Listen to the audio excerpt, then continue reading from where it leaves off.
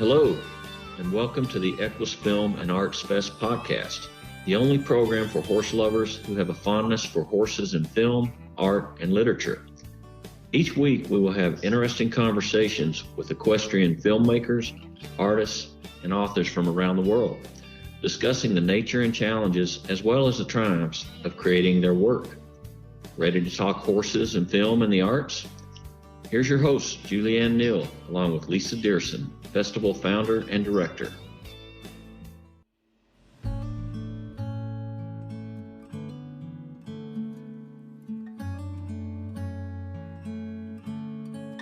This episode of the podcast features EQUUS authors Loretta Bradfield and Mary Corning speaking about their entries into this year's festival. We'll start with Loretta in a conversation about her screenplay, Heartbeat of a Drum Horse. We'll finish the episode speaking with Mary about her Perfect Practice audiobook.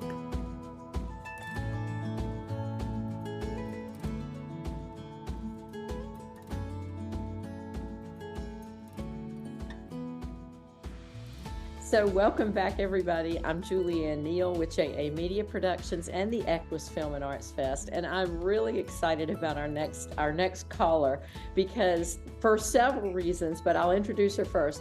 Loretta Bradfield is going to be speaking with us about her screenplay, and I'm excited about Loretta because, first of all, I think we met at Equine Affair in the spring. Yeah. And I want to hear a little bit more about drum horses.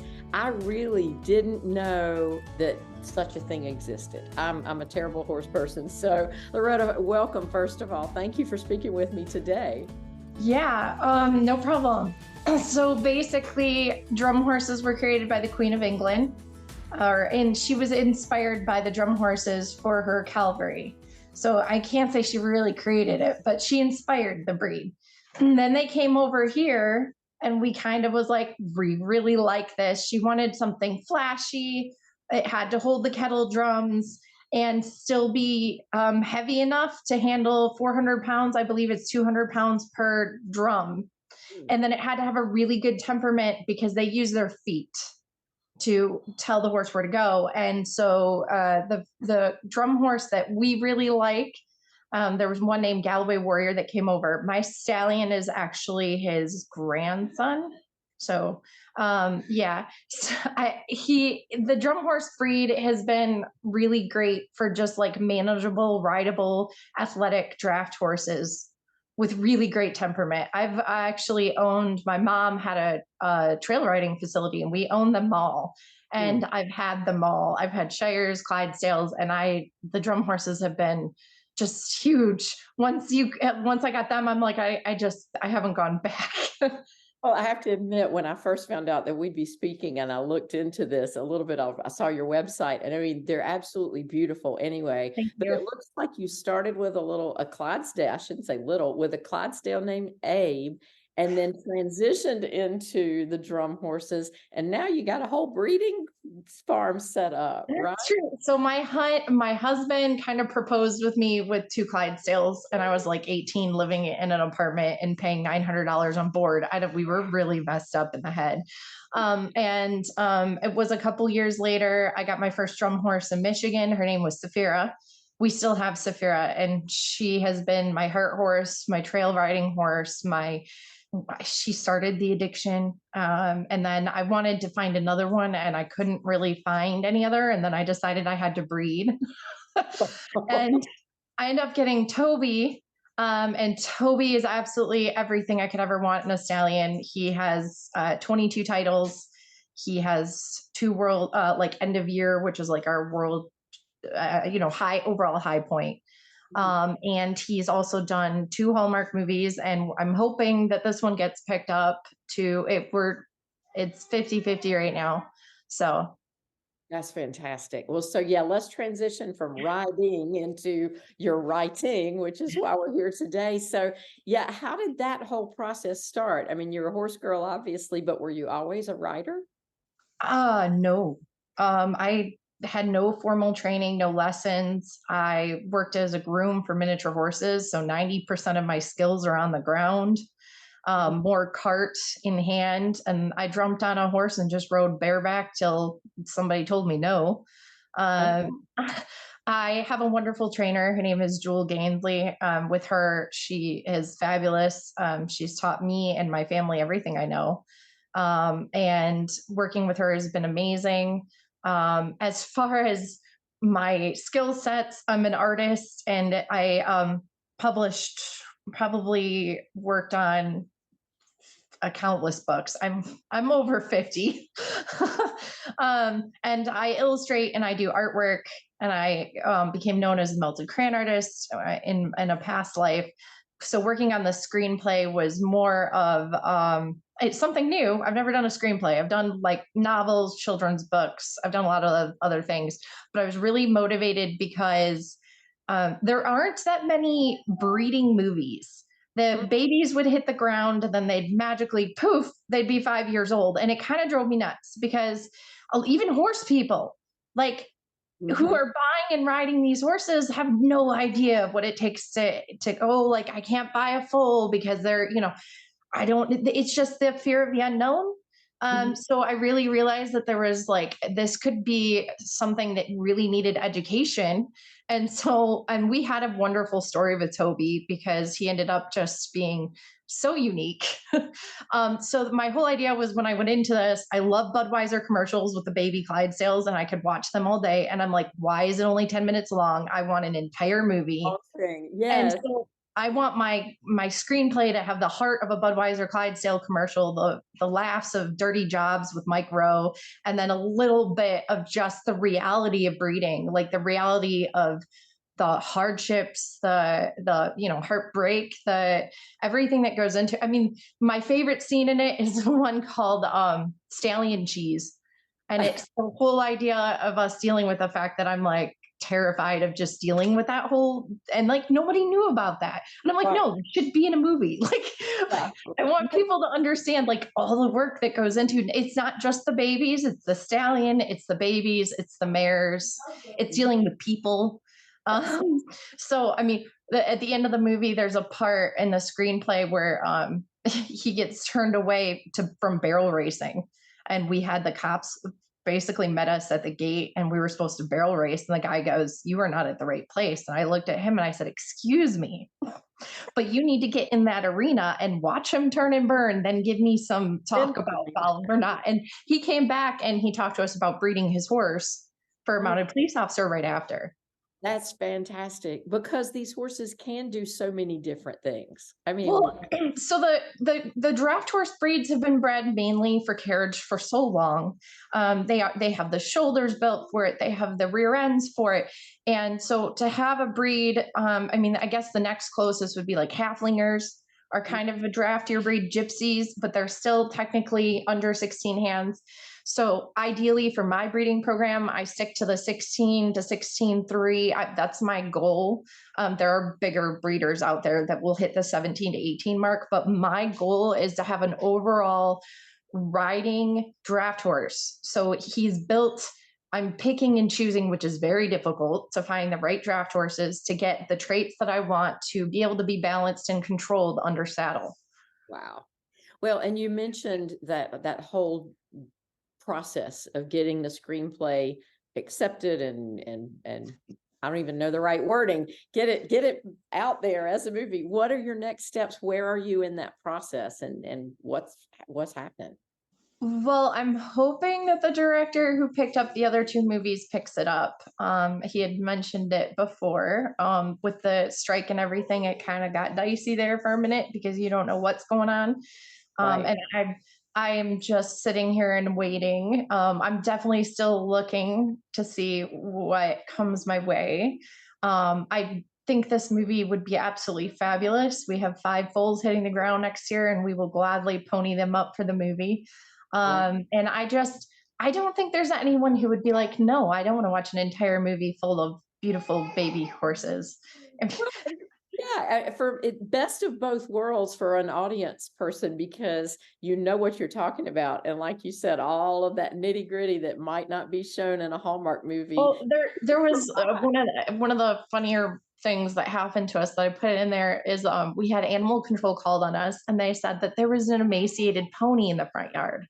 It was a 2-day-old baby draft horse. Oh, wow. And I just laughed because I'm like, an emaciated pony, huh? Okay. And then I'm like, here's your emaciated pony. I mean, yeah, it looks skinny, but it's only been out of the womb for like 2 hours. Like, so I mean, like Yeah. it's so much of like people not understanding, which is part of why I think a movie like this is so important, because maybe you'll see that and not think it's an emaciated pony next time.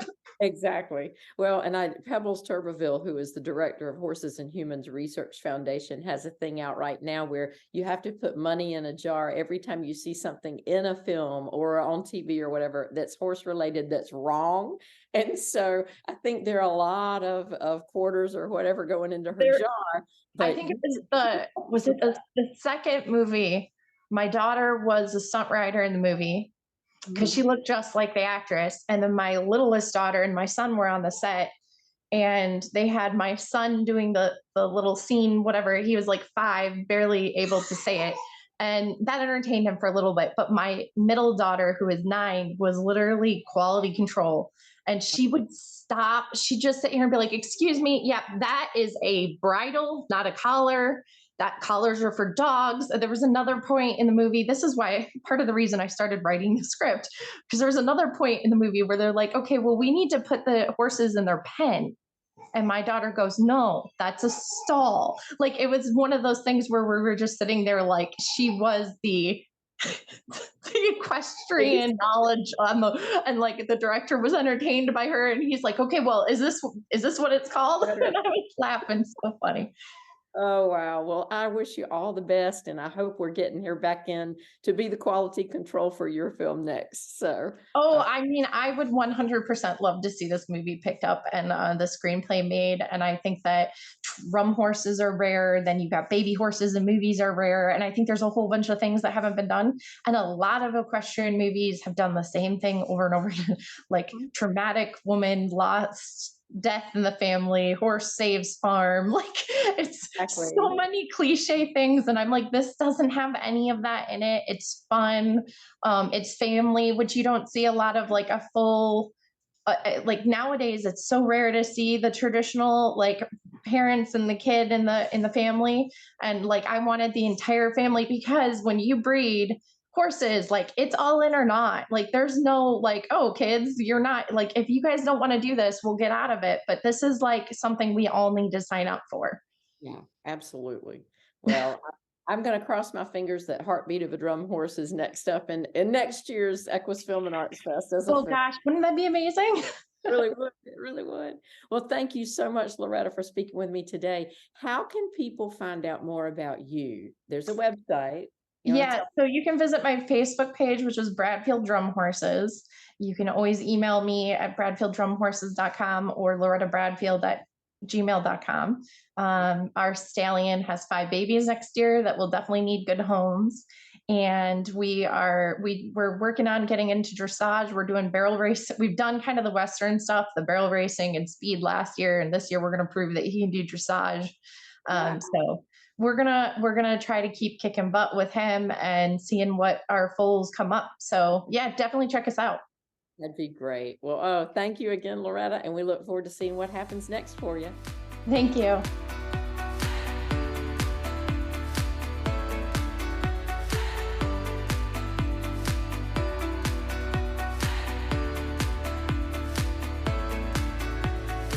So excited to have just a few minutes to sit down and speak with Mary Corning. We were actually speaking about last year's film festival, but I'm so excited that you were able to submit an audiobook this year, Mary. Perfect practice. So thank you for speaking with me today. Oh, thank you so much. We're really excited about the audiobook. And I'm an audiobook lover because I'm in the car all the time. And so I do want to talk a little bit about that. How did you know when you were creating that you were going to also go the audio route, or was that just something that came about later? I always wanted it on audio, and I wanted to read it because it's my stories and and very emotional, impactful stories. So I thought nobody else could read it. So when we first published the print book about 3 years ago or so, we checked into it, and it was just insane, phenomenally expensive in the studio and time, and we were so, you know, enmeshed in the publication of the print that we just set it aside. And I was actually on a podcast, an equestrian podcast, real great guy. In fact, actually, she is part of EQUUS, I think. Okay. But Carly Cade's podcast. Yeah. And one of the sound engineer heard the podcast, and, you know, almost 4 years later, reached out to us and said, I would really love to record that book. And we weren't even looking. And this guy is so great. I hired him in 5 minutes. I said, you're on. Well, let's do it. And then I got COVID, and in the middle of the recording, I got that cough that, you know, you're just sitting there all fine, and then it just flares up. So it was an interesting winter and spring time of recording, and we're so proud of it. You should be. Really fun. So well, I mean, the content is just so powerful in and of itself, but then the book is so beautifully done. And you're right, especially for something like this, these bits of wisdom needed to come through your voice, because you, as a listener, you feel like this is somebody I know, this is my friend, you know. It meant so much to hear it from you. So I'm glad that is the feedback we're getting, and especially even from big fans of the print version or the Kindle. It's on Kindle too, but is that when they heard it, it just brought it home, and we're getting a lot of good feedback that it. And if I'm not your friend when you start reading or listening to it, I will be when we're done, because you'll know me intimately, you know.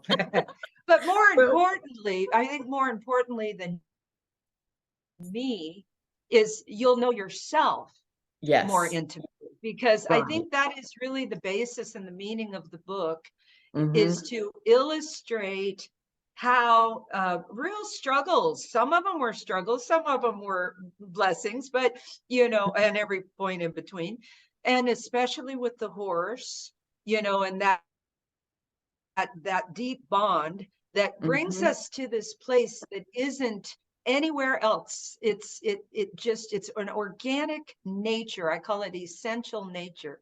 And so, you know, when we can relate to one another's stories, and then I add the wisdom piece, then you can have that aha moment, and then it's your aha moment. And a great friend of mine and a great teacher said, you know, we want to give the experience.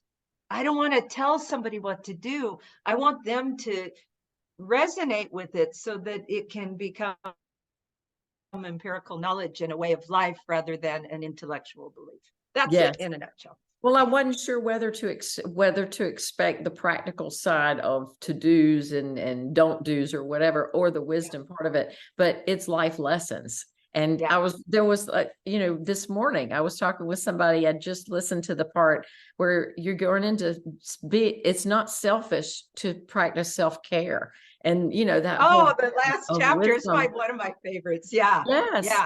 And we had that whole conversation of you can take care of yourself and not feel bad about that. And so I was like, I have goosebumps again, because not only can you not have to feel bad about it, but truly, when you just slow down a minute and you think about it, and we're in a relationship with our beloveds and with our horses, our animals, our homes, our careers, we're in a relationship. So if we don't take care of ourselves, then what are we offering to the relationship? We're offering a compromised commodity. You know, we're trying to be something, and boy, that just never settled for me. That's really the basis too of the book, is that I just wouldn't settle. That's why it's named Perfect Practice. People ask me that a lot. Why is it named Perfect Practice?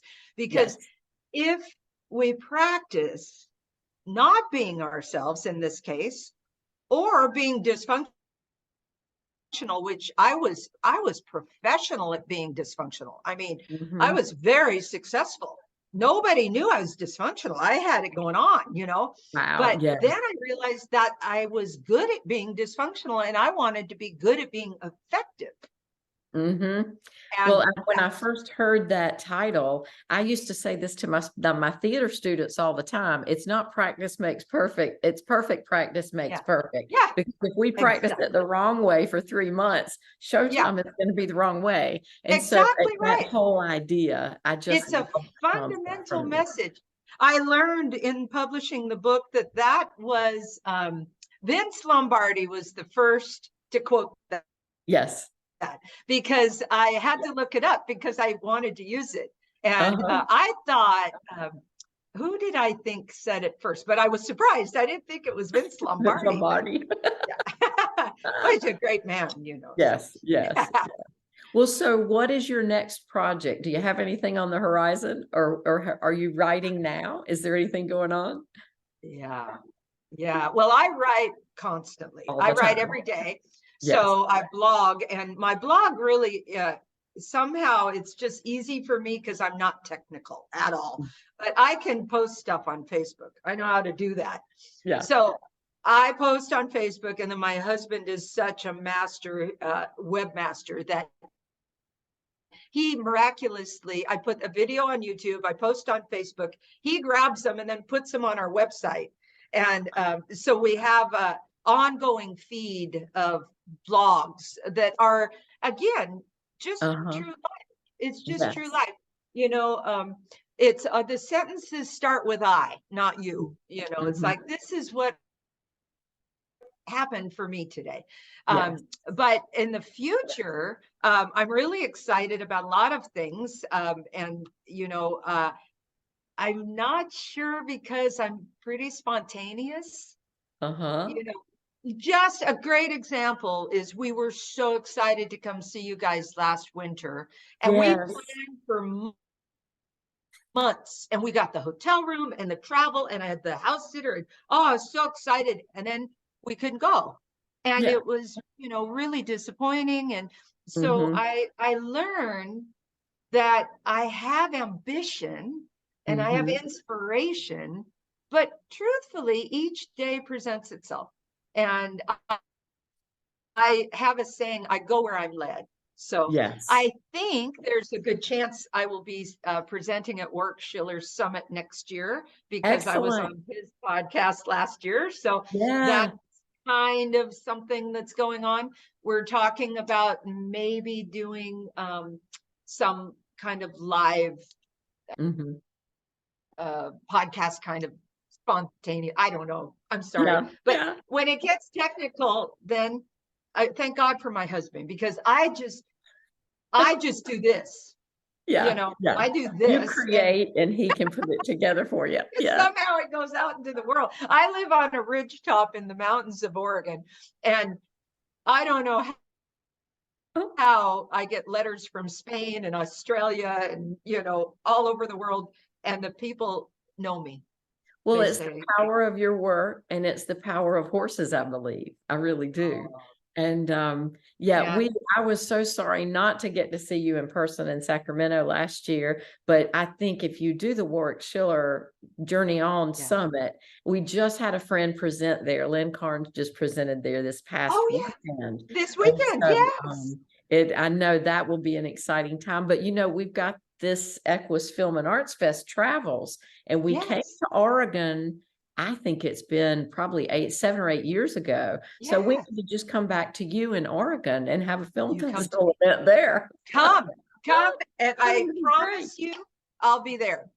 Okay. I will be there cheering you, because I have to just say that your work, the very first thing when I knew the audio was going to be done, you know, and I called Lisa, because I promote what you guys do. You work relentlessly. You're so hard for getting so much information. I am boggled by what you do. And so if you come to Oregon, man, you can come here Come we to need my to place. do that. Yes, we need to do that. Well, in the meantime, if somebody wants to read the book or hear the audiobook, I know Amazon, Barnes and Noble, that sort of thing. And then you have a website. So what do you recommend if somebody wants to find out more about you? Well, if they're so inclined to go to the website, that's the hub. So it's marycorning.com. It's very easy to remember, Yes. It has to be simple. Yeah. That's all. So that is, but I also realize in this day of social media that people don't always just go to websites. They want to go to the media platform. So the social media that I post almost every day on Facebook, and that has, and on the book, you'll see my initials in the middle, Mary S. Corning. And that's because really my name was hyphenated. My name's Mary Shannon, and I shortened it, So, but to respect my father, I had to put the S in there. Good. So yes. You go to Mary S. Corning at it's a personal coach on Facebook. So that's, and there's horse videos and blogs and some personal stuff, and sometimes just meaningful memes. You know how Facebook is. Yeah. And I honestly feel it is a Facebook family. I interact with people there. Absolutely. So please come. Yes, absolutely. And there's a YouTube channel. It's called Natural Grace. And really, I haven't put a lot into that. That's just kind of where we put it so we can put it on the website. YouTube's a different ball game, but if you have at least that way you can embed things into your site. So I thank God for them, that they give us that. Exactly. Definitely. So thank you for asking. And like I say, the audiobook, By the Grace, came out fabulous with trial, and then we really invested in it, and really want to say that I'm forgetting his name. Skydance Mountain audiobooks is did an amazing job. Brett Wilson there. So big plug for Brett and anyone that wants. And I hope that I'm going to start something new for you guys. If you don't get a lot of audiobooks, let's get them over to EQUUS. And I think so. I absolutely love listening to it. So well done for you. And as you said, you've got to have all that tech behind it to make it sound right. So really especially when you're suffering from a cough that won't go away. It's like, I'm glad you're better. Yeah, it was great. And then well, good luck with the festival next week. And I know it's going to do well. I can't wait we'll be in Albuquerque, so I can't wait till everybody's notified. But thank you for speaking with me today, and I hope we will see you soon. Please be sure to tune in next week when Julianne and I have another interesting conversation with one of our EQUUS Film and Arts Fest filmmakers, artists, or authors.